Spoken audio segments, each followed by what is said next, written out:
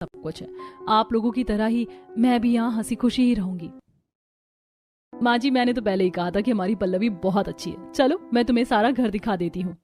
पल्लवी की जेठानी आंचल पल्लवी को सारा घर दिखाकर उसे उसके कमरे में छोड़ देती है।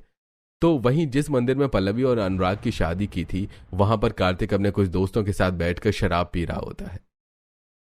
अरे कार्तिक, ये तूने क्या किया? तूने अपनी होने वाली पत्नी को उस अनुराग को कैसे दे दिया? अरे तेरी जगह मैं होता तो अनुराग को मार के पल्लवी को हमेशा हमेशा के लिए हासिल कर लेता। अरे गांव में हर कोई तेरा मजाक उड़ा रहा है। कई लोग तो तुझे बुजदिल कह रहे हैं। अरे लोगों में इतनी हिम्मत कि सरपंच के बेटे को बुजदिल कहे? पल्लवी, या तुमने मेरे साथ ठीक नहीं किया। अपने सरपंच बाप की वजह से मैं चुप रहा, लेकिन अब और नहीं।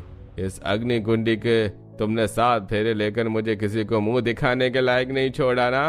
अब मैं इसी अग्नि कुंड की कसम खाता हूँ, मैं तुम्हारी जिंदगी को बर्बाद कर दूंगा। अपनी बेइज्जती का बदला मैं लेकर रहूंगा। कार्तिक के दिल में पल्लवी के लिए नफरत भर चुकी थी और अब वो पल्लवी और उसके ससुराल वालों से बदला लेना चाहता था। पल्लवी भाभी उठ जाइए, सुबह हो गई है।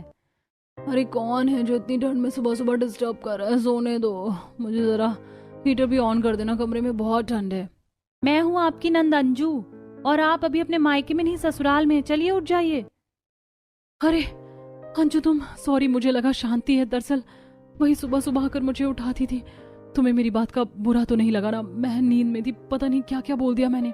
अरे नहीं भाभी, समझ सकती हूँ, आप इतने बड़े घर की बेटी हैं। इस छोटे से घर में एडजस्ट होने में समय तो लगेगा ही ना।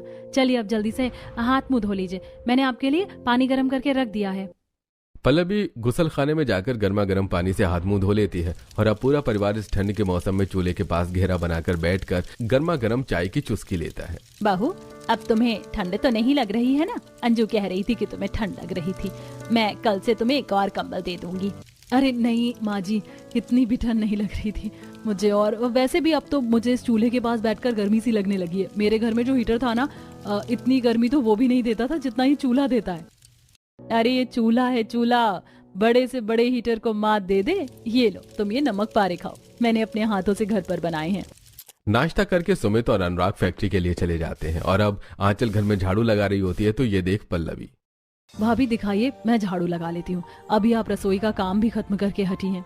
अरे कोई बात नहीं पल्लवी, तुम बैठो, तुम्हें घर के काम की आदत नहीं होगी। पल्लवी की जेठानी आंचल उसे घर के काम करने से मना कर देती है, तो वहीं पल्लवी पूरा दिन बैठे बैठे बोर होने लगती है।